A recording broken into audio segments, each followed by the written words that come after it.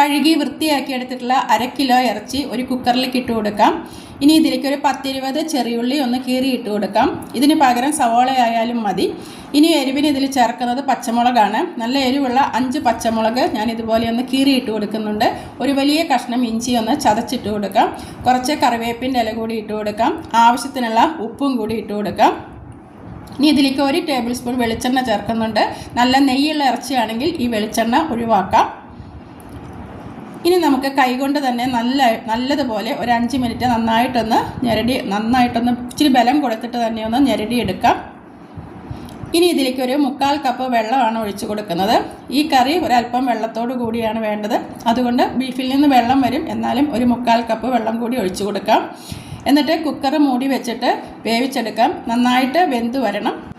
അധികം ഇൻഗ്രീഡിയൻസ് ഒന്നുമില്ലാതെ ഉപ്പിൽ വേവിച്ചെടുക്കുന്ന ഈ ബീഫ് കറി വളരെ രുചിയുള്ളതും ചോറിൻ്റെ കൂടെയും പുട്ട്, ബ്രെഡ് ഇതിൻ്റെയൊക്കെ കൂടെ കൂട്ടാൻ പറ്റിയ നല്ല അടിപൊളി ഒരു കറിയാണ്. ഇപ്പോൾ ഇത് റെഡിയായി വന്നിട്ടുണ്ട്. കുറച്ച് കറിവേപ്പിൻ്റെ ഇല കൂടി ഇട്ട് ഒന്ന് നന്നായിട്ടൊന്ന് ഇളക്കിയെടുക്കാം. കറി റെഡിയായി.